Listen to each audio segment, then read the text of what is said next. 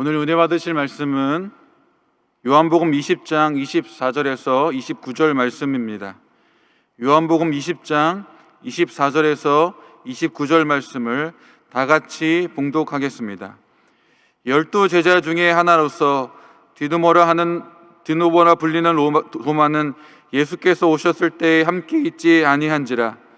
다른 제자들이 그에게 이르되 우리가 주를 보았노라 하니 도마가 이르되 내가 그의 손에 못자국을 보며 내 손가락을 그 못자국에 넣으며 내 손을 그 옆구리에 넣어보지 않고서는 믿지 아니하겠노라 하니라. 여드레를 지나서 제자들이 다시 집 안에 있을 때에 도마도 함께 있고 문들이 닫혔는데 예수께서 오사 가운데 서서 이르시되 너희에게 평강이 있을지어다 하시고 도마에게 이르시되 내 손가락을 이리 내밀어 내 손을 보고 내 손을 내밀어 내 옆구리에 넣어보라. 그리하여 믿음 없는 자가 되지 말고 믿는 자가 되라. 도마가 대답하여 이르되 나의 주님이시요 나의 하나님이시니이다. 예수께서 이르시되 너는 나를 본고로 믿느냐? 보지 못하고 믿는 자들은 복되도다 하시니라. 아멘. 은혜로운 찬양에 감사를 드립니다. 말씀의 제목을 다 함께 따라해 주시길 바랍니다. 의심이 아닌 열망. 의심이 아닌 열망. 요즘 설교에 묻다라는 유튜브를 제가 촬영하면서 참 감사한 부분이 있습니다. 그것은 제가 청년의 때에 그렇게도 궁금했었던 질문들, 그리고 그러나 제가 청년의 때에 감히 목회자에게 물을 수 없었던 그런 질문들을 저에게 자신 있게 해주시는 분들이 많기 때문에 그렇습니다. 예전에는 목사님께서 하신 말씀에 대해서 되물으면은 믿음이 없는 사람처럼 비춰지는 부분이 많았습니다. 그러다 보니까 질문하지 않는 것이 믿음이 있는 사람이고, 그래서 이성적으로 생각으로는 믿기지는 않지만 무조건 의심 없이 믿기만 하면 좋은 믿음을 가진 사람이라고 칭찬받기도 했습니다. 그러나 믿음을 가능하게 하는 요소 중에 지식적인 부분이 분명히 있기에 믿음은 이성과 반대적 개념이 될 수는 없습니다. 물론 믿음에는 이성을 뛰어넘는 부분이 분명히 있음을 저도 인정합니다. 제한된 인간의 이성의 한계로 무한하신 하나님의 섭리와 속성을 절대 다 이해할 수는 없기 때문에 그렇습니다. 틀림없이 인간의 이성으로는 이해할 수 없는 부분이 있고, 이때 한계를 뛰어넘게 만드는 것이 믿음이 하는 부분입니다. 하지만 한계를 인정하기까지 생각하지도 않고 이성적인 어떤 사고의 능력도 하지 않고 어차피 이해하지 못할 것이니까 무조건 믿습니다라고 말하는 것은 건강한 믿음의 모습이라고 생각하지는 않습니다. 어쩌면 그동안 교회는 믿음이 가지고 있는 초이성적인 믿음을 뛰어넘는 부분, 그런 면만 강조해서 믿음을 일반적인 사람들에게 이성적인 것과 반대되는 개념으로 만들어 버렸는지도 모르겠습니다. 그래서 세상 사람들 중에는 믿는 사람들을 그저 생각도 하지 않고 덮어놓고 믿는 광신도처럼 바보 취급하는 사람들도 생겨난 것 같습니다. 우리는 이런 믿음에 대해 흑백 논리 때문에 신앙생활하면서 이성적인 부분, 내가 생각하고 사고할 수 있는 능력을 의도적으로 외면함으로써 마음의 불편함을 덜어버리려고 할 때도 있는 것 같아요. 잘 믿는 사람들은 의심하지 않는 사람이니까 그저 묻지도 않고 따지지도 않고 그런 나의 부담감들을 덜어버리고 믿는 척 한단 말입니다. 아니면 이성적인 삶을 위해서는 신앙을 포기해야 된다라는 사람들도 있는 것 같아요. 나처럼 질문이 많고 의심 많은 사람들은 믿음 생활할 수 없는 사람이야. 그래서 나는 질문 많고 의심 많으니까 나는 차라리 믿음을 포기해야 되겠어. 잘 믿는 사람 취급 안 해주니까. 그래서 신앙을 포기하는 사람들도 있는 것 같습니다. 저는 다 이해해야만 믿는 것은 아니지만 신뢰할 만큼의 진실한 지식은 꼭 필요하다고 생각합니다. 이렇게 말한 분이 C.S. 루이스예요. 저는 요즘 제 건강에 대해서 특별한 관심을 쏟고 저를 챙기고 있는 사모님의 열심에 너무 고마운 마음이 듭니다. 건강 프로그램을 챙겨서 보고요, 인터넷을 뒤져서 저에게 필요한 건강 제품들, 비타민들을 그래서 주문해 주고요, 그리고 제가 잊어버릴까 봐 시간 맞춰서 식탁 위에다가 알약을 꺼내놓고 물을 떠놓습니다. 꼭 먹으라 그럽니다. 그런데 문득 저에게 드는 생각이, 이게 어디에 좋은 약이지? 몰래 인터넷으로 제가 찾아봤어요. 그것은 사모님을 의심해서가 아니라, 사모님이 나에게 나쁜 약을 준다라고 의심해서가 아니라, 사모님을 신뢰하지만 제가 알고 먹는 것이 좋다라고 생각해서입니다. 이런 의심과 궁금증은요, 우리 부부 관계를 흔들지 못합니다. 신뢰 관계를 깨지 못합니다. 의심은 하지만, 왜? 이게 무슨 약이지 하는 의심은 하지만 그게 집사람과 저의 신뢰 관계를 깨지 못한단 말입니다. 우리가 예수님을 믿겠다고 고백할 때 그분이 누구이시고 어떤 일을 하셨는지에 대해 상세히 알아야 하는 것은 아닙니다. 예수님의 생신이 12월 25일이 아니라고 해서 그분에 대한 신뢰가 무너지는 것도 아니고, 예수님께서 동정녀 몸으로 탄생하셔서 이 땅에 오셨다라는 것이 인간의 지식으로 이해가 되지 않는다고 해서 그분을 향한 믿음의 지장이 생기는 것도 아닙니다. 자세히 알면 좋겠지만 관계를 결정해주는 결정적인 그런 지식은 되지 못한다는 얘기입니다. 그렇다면 오늘 본문에 등장하고 있는 도마의 의심은 여러분 어떻게 생각되십니까? 도마는 의심 많은 제자라는 오명을 쓰고 있는 것 같아 보여요. 도마 하면 의심 많은 제자, 우리가 이렇게 얘기하지 않습니까? 예수님이 십자가에 못 박히신 이후에 이틀이 지났지만 제자들은 아직도 그 충격에서 벗어나지 못하고 있습니다. 정말 끔찍하게 처형을 당하신 예수님의 모습을 멀리서 지켜보면서 도망갔던 그 제자들, 지금은 이제 다음 차례가 자신들이 될까 봐서 집안에 숨어서 모여 있는 거예요. 그런데 바로 그때에 부활하신 예수님께서 그 자리에 나타나신 것입니다. 아마도 그들은 환상을 보는 줄 알았을 거예요. 어떤 사람은 유령인 줄 알았습니다. 모두가 믿을 수가 없어서 벌벌 떨고 있을 때에 주님은 그들에게 다가가서 손과 옆구리를 보여주시는 거예요. 못자국 난 손과 창자국이 난 옆구리를 보여주십니다. 그제서야 그들은 자기들 앞에 서 계신 분이 부활하신 예수님인 것을 믿게 되었습니다. 당시에 거기에 있던 제자들은요, 말로 형용할 수 없는 충격이었어요. 그런 놀라운 경험을 했습니다. 그런데 여러분, 그 자리에 누가 없었는 줄 아십니까? 도마가 없었어요. 그 자리에. 24절 말씀입니다. 12 제자 중에 하나로서 디두모라 불리는 도마는 예수께서 오셨을 때 함께 있지 아니한지라. 나중에 도마를 만난 제자들은요, 모두 하나같이 마치 새 사람이 된 것처럼 흥분하면서 감동을 주체하지 못하면서 자신들이 부활하신 예수님을 만났다라고 그 예수님을 설명합니다. 도마에게. 도마가 못 봤으니까. 25절 말씀입니다. 다른 제자들이 그에게 이르되 우리가 주를 보았노라 하니 도마가 이르되 내가 그의 손 못자국을 보며 내 손가락을 그 못자국에 넣으며 내 손을 그 옆구리에 넣어보지 않고는 믿지 아니하겠노라 하니라.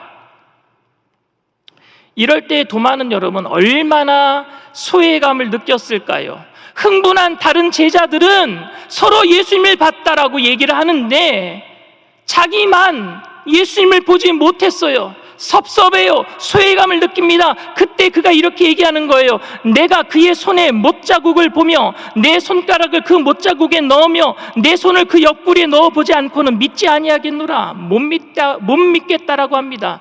저는 이 말이 도마가 제자들이 보았다라는 예수님을 부정하는 것이 아니라 자신이 함께 보지 못했음을 섭섭해하고 안타까워하면서 자신도 보고 싶어서 한 말이라고 생각합니다. 저는.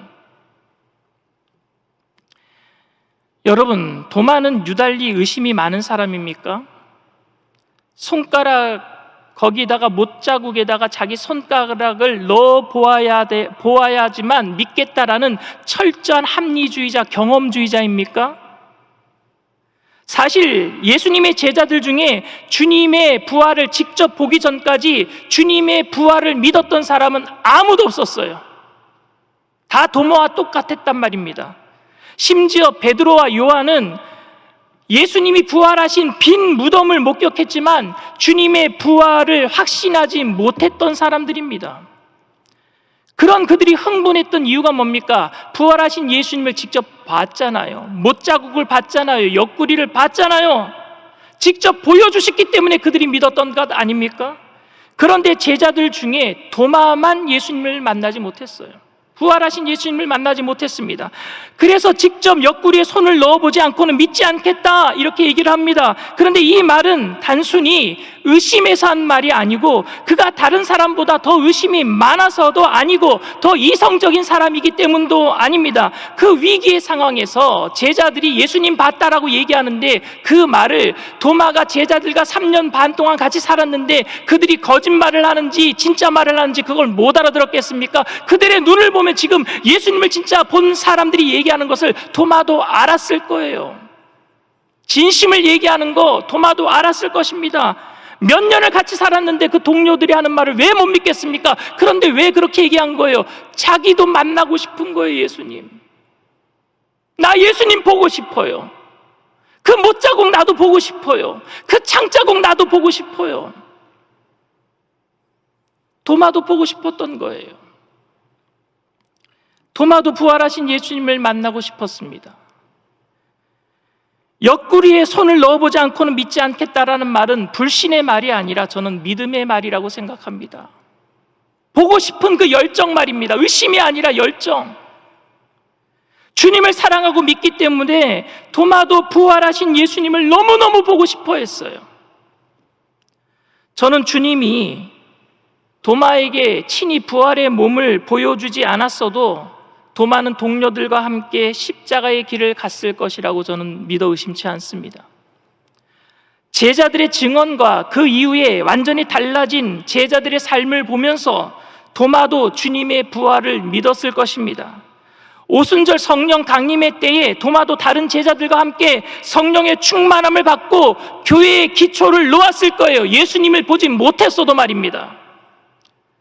제자들로 하여금 교회를 세울 수 있도록 그 감당할 수 있도록 사역을 허락하신 그 능력은 성령의 충만의 사건이지 부활을 받기 때문은 아닙니다. 여러분,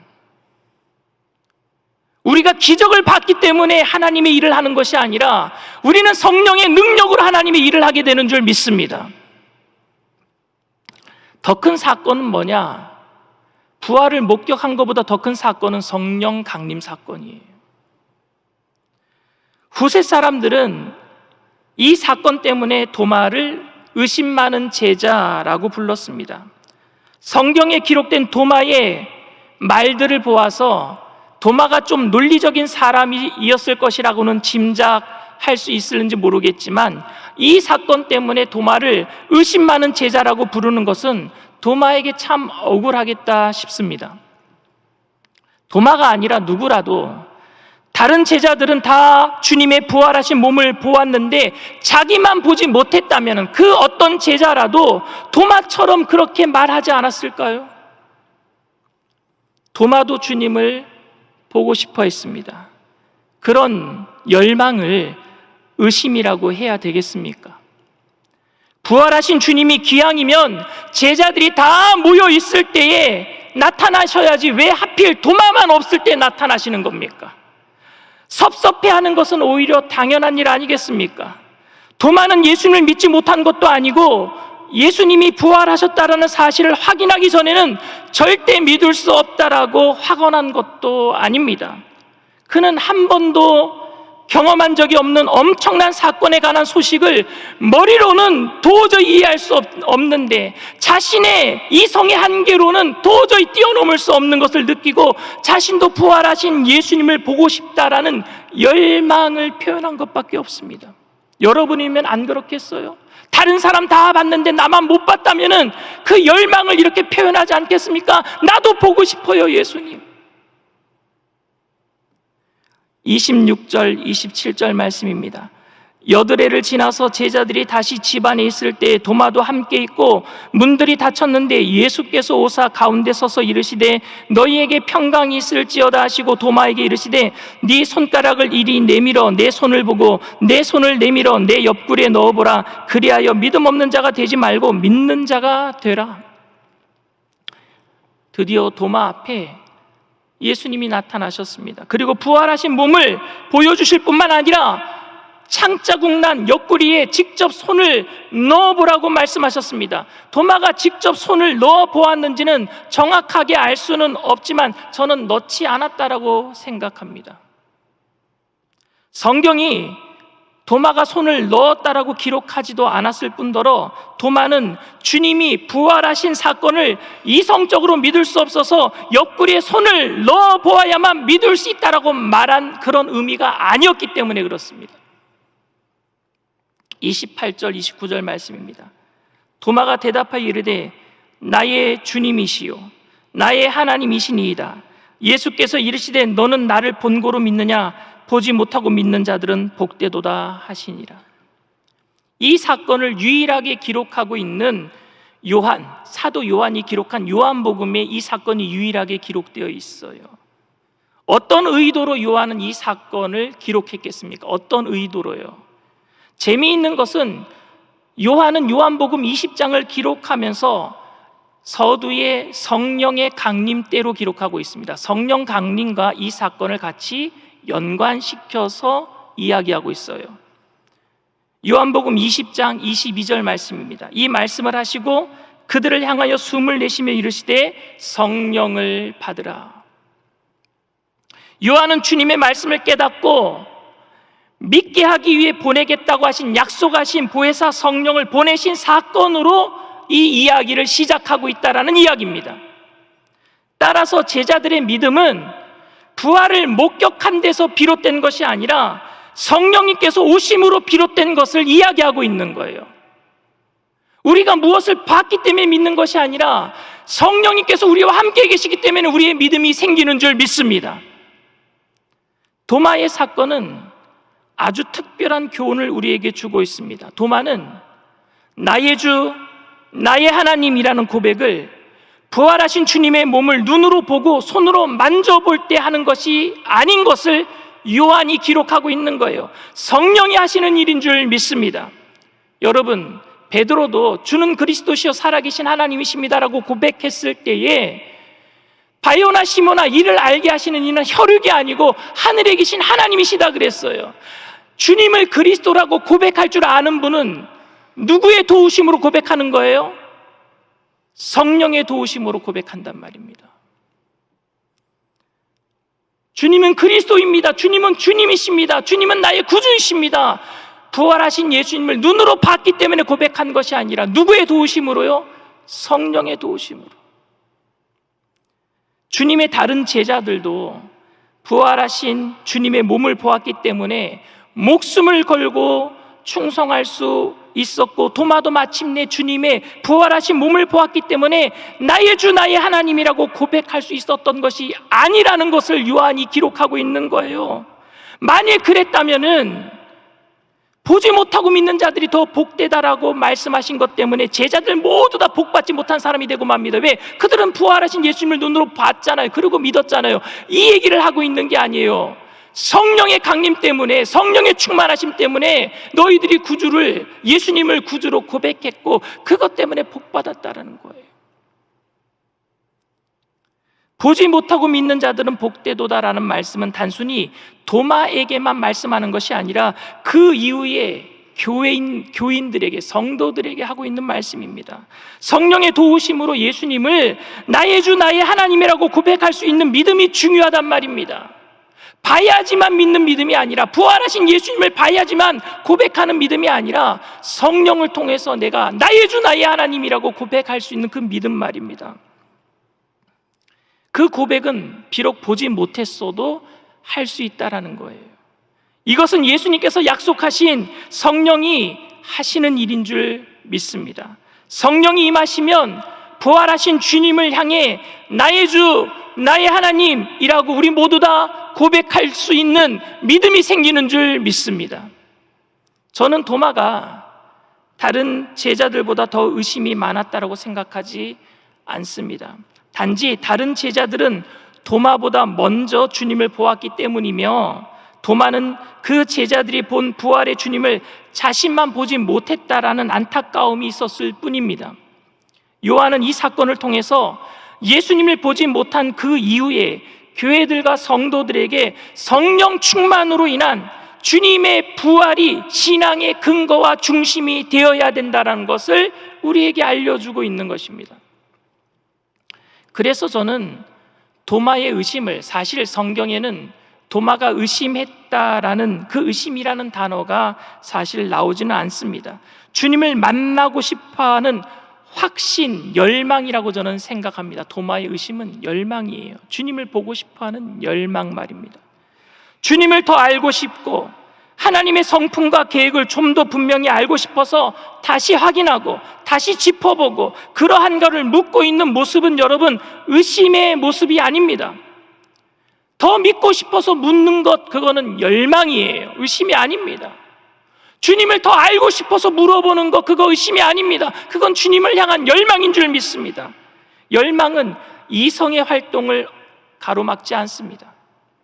오히려 열망은 자신의 노력으로 더 알기 위해 이성적인 활동을 더 일으키기도 합니다. 왜? 자신의 힘으로 할 수 있는 것은 다 해봐야 될 거 아니겠습니까? 그 열망이 우리에게 있습니까? 사랑하는 청년 여러분, 우리가 가지고 있는 주님을 향한 열망은 터무니없는 이야기를 무조건 믿는 광신도를 만들어내지 않습니다. 의심이 아닌 열망은 우리가 할 수 있는 것만큼 이성적인 활동을 통해서 주님을 알기 위해 노력하게 만들 것입니다. 그리고 우리가 믿는 모든 것은 성령의 도우심으로 인한 것임을 잊지 말아야 됩니다.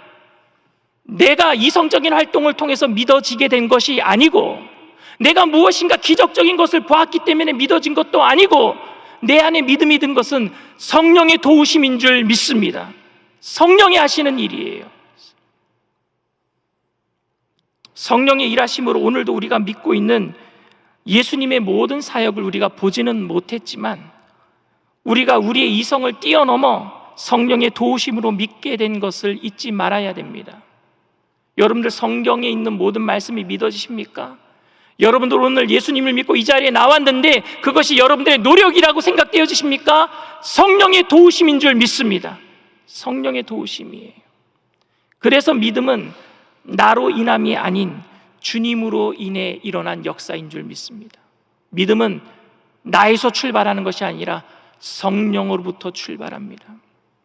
믿음의 역사는 성령의 역사 가운데 일어나는 거예요. 그 성령의 역사 가운데 부활의 주님으로 인해 여러분의 가정과 공동체에 하나님의 교회가 그 믿음으로 인해, 나의 믿음이 아닌 성령의 도우심으로 인한 믿음으로 인해 여러분들의 모든 공동체 가운데 교회가 든든히 세워져 가게 되기를 주님의 이름으로 축원을 드립니다. 문제가 있으시면 가슴에, 아픈 곳이 있으시면 믿음을 가지고 아픈 곳에 손을 얹으시길 바랍니다. 사랑과 은혜가 풍성하신 하나님, 우리는 주님을 향한 갈망이 있습니다. 주님 보기를 원합니다. 주님 더 알기를 원합니다. 우리가 묻고 또 질문하는 것은 주님을 더 알기 위해서입니다. 하나님, 이런 우리의 마음을 아시죠? 세상의 그 어느 것도 채울 수 없는, 주님만이 채울 수 있는 그 공간, 그 영혼의 그 갈망을 주님 아시지 않습니까? 주님으로만 채워줄 수 있는 그 모든 것들, 오늘 이 시간 아버지 하나님, 주님이 우리의 마음의 주인이 되어주심으로 하나님, 얽히고 설킨 문제들이 풀어지게 하여 주시옵시고, 내 삶의 의문점들이 다 사라지게 하여 주시옵시고, 모든 저주와 질병들이 떠나감을 주님 이 시간에 체험케 하여 주시옵소서. 성령님, 환영합니다. 인정합니다. 모셔드립니다. 의지합니다. 바람같이 불같이 생수같이 임재하여 주시옵시고, 우리를 불쌍히 여겨 주시옵시고, 어루만져 주시옵소서. 세상의 그 어떤 것들도 우리를 채울 수 없음을 고백하며 주님으로 만족하기를 원하오니 우리에게 주인이 되어 주셔서 말씀으로 임하여 주시옵시고 성령의 충만함을 임하여 주셔서 모든 두려움과 염려가 떠나가게 하여 주시옵소서. 세상으로 채워넣으려고 했던 미혹한 악한 영의 세력들아, 나사렛 예수의 피로 명하노니 한 길로 왔다 일곱 길로 도망갈지어다. 묶임을 벗 떠나갈지어다. 주님이 아니면 안 되는 그 모든 것들을 어떻게 세상으로 채워넣을 수가 있겠습니까? 미련하고 연약했던 우리들을 용서하여 주시옵소서. 주님 한 분만으로 만족합니다. 고백하지만 눈앞에 보이는 것들 때문에 마음이 떨리고 간담이 녹아내리는 이스라엘 백성들처럼 주님 아버지 불신으로 가득 찰 때도 있었사오니 우리의 마음을 주님 지켜주시옵소서. 무릇 지킬 만한 곳아 네 마음을 지키라. 생명의 근원 위에 선함이라 말씀하셨사오니 굳건하신 반석 되신 예수님의 말씀으로 우리의 마음을 지켜주시옵시고 이후로부터는 아버지 하나님 좌로나 우로나 치우치지 아니하고 말씀 위에 그 반석 위에 믿음의 집을 아름답게 지어가게 하여 주시옵소서. 믿음의 역사를 통해서 하나님 아버지 모든 초조와 질병들을 물리치며 이 땅 가운데 하나님 아버지 주님의 나라를 건설해 나가는 우리 청년들 다 될 수 있도록 이 시간에 아픈 자들마다 치료의 강선을 바라여 주시옵시고 깨끗이 고쳐 주시옵소서. 나사렛 예수의 피로 명하노니 저주받은 질병의 세력아 한 길로 왔다 일곱 길로 도망갈지어다. 묶임을 벗 떠나갈지어다. 머리부터 발끝까지 깨끗게 될지어다. 오장육부 사지백체 뼈마디마디 신경세포 조직마다 새롭게 될지어다. 정신적인 질병, 육체적인 모든 질병들 예수의 피로 명하노니 떠나갈지어다. 깨끗게 하여 주시옵소서. 깨끗게 하여 주시옵소서. 우리가 기적을 체험했기 때문에 주님의 일을 하는 것이 아니라 성령님께서 내 안에 역사하셔서 그 믿음의 역사를 통해서 오늘도 우리는 하나님의 교회를 세워가게 됨을 고백합니다. 성령님 날마다 우리와 동행하시고 세상이 감당하지 못하는 믿음의 일꾼들을 통해서 주님 홀로 영광받아 주시옵소서. 감사드리며 예수님의 이름으로 기도드리옵나이다. 아멘. 지금은 우리 주 예수 그리스도의 무한하신 은혜와 아버지 하나님의 영원하신 사랑과 보혜사 성령님 내주교통 충만하시고 위로하시는 축복이 주님을 향한 열망으로 더욱더 주님을 알기로 결단하며 믿음으로 살아가기로 결단하는 믿음의 백성들 개인, 가정, 사업, 직장, 자녀, 학업생활, 범사 전체 위에 지금으로부터 영원토록 함께 하실지어다. 아멘.